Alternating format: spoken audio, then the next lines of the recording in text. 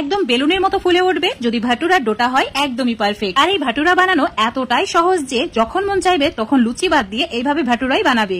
দেখতে পাচ্ছ কতটা মুচমুচের খাস্তা হয়েছে আর সেই রকম দারুণ সুস্বাদু খেতে। আজকের এই ভাটুরা বানানোর জন্য লাগবে ময়দা। তো একটা নির্দিষ্ট কাপের মাপ করে 2 কাপ ময়দা নিয়ে নিতে হবে একটা বড় সাইজের বাটির মধ্যে। তারপর একটা চামচের মাপ করে 3 চামচ সুজি দিয়ে দিতে হবে, আর ওই চামচের মাপ করে 3 চামচ গমের আটাও অ্যাড করে দিতে হবে। এবার দিতে হবে স্বাদ মতো হাফ চামচ নুন, আর যতটুকু নুন ততটুকুই চিনি।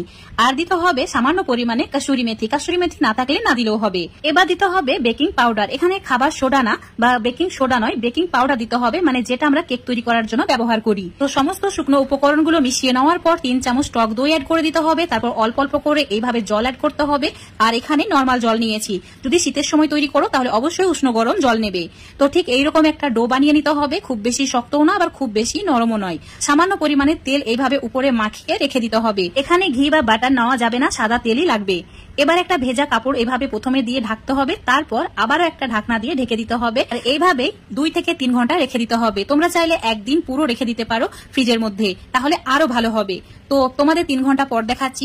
দেখতেই পাচ্ছ ডোটা একদম পারফেক্ট ভাবে রেডি হয়ে গেছে। হাত দিয়ে এইভাবে একটু মুথে নেওয়ার পর আমি যেভাবে লেচিগুলো কাটছি হুবহু স্টেপটা ফলো করে এইভাবে লেচিটা কিন্তু কেটে নেবে। বেশি মানে মাখা যাবে না, তো হাত দিয়ে আলতো হাতে লেচিটা কেটে নিতে হবে। তারপর এভাবে গোল করে নেওয়ার পর হাতের মধ্যে অল্প একটু তেল নিয়ে উপরে এভাবে লাগিয়ে দিতে হবে। তারপর ওই ভেজা কাপড়টা দিয়ে আবারও ঢাকা দিয়ে দিতে হবে আর 10 মিনিট এভাবেই রেখে দিতে হবে। অবশ্যই এই স্টেপটা ফলো করতে হবে। 10 মিনিট পর দেখাচ্ছি লেচিটা একদমই পারফেক্ট ভাবে রেডি হয়েছে ভাটুরা তৈরি করার জন্য। তো হাত দিয়ে এভাবে টেনে টেনে বড় করে নিতে হবে। তারপর আলতো হাতে বেলনি দিয়ে বেলে নিতে হবে। হাত দিয়ে যতটা পারবে বড় করে নেওয়ার চেষ্টা করবে, তারপর বেলনি দিয়ে বেলবে, তাহলে ভাটুরাগুলো একদমই রেডি হয়ে যাবে। এবার এগুলো ভাজার জন্য তেল একদম ভালোভাবে গরম করতে হবে, আর অবশ্যই চুলোর ফ্লেমটা হাই ফ্লেমে রাখতে হবে। আর এইভাবে তেল উপরে ছড়াতে হবে, তাহলে খুব সুন্দরভাবে প্রত্যেকটা ভাটুরা বেলুনের মতো ফুলে উঠবে। দেখতে পাচ্ছ কত সুন্দরভাবে ফুলে উঠেছে। আর বাকিগুলো ঠিক এইভাবে বেলে নিয়ে ভেজে নিতে হবে। তো আজকের এই রেসিপিতে যে যে টিপস গুলো তোমাদের বলেছি হুবহু যদি তোমরা ফলো করো, তোমরা একদম পারফেক্ট ভাটুরা বাড়িতে খুবই সহজে বানিয়ে নিতে পারবে। তো অবশ্যই এইভাবে একবার বানিয়ে খেয়ে দেখবে। আজকের এই ভাটুরা রেসিপিটা যদি তোমাদের ভালো লেগে থাকে অবশ্যই লাইক শেয়ার কমেন্ট করে দেবে। ফেসবুক পেজ থেকে দেখলে পেজটাকে ফলো করে নেবে, ইউটিউব থেকে দেখলে চ্যানেলটাকে সাবস্ক্রাইব করে রাখবে।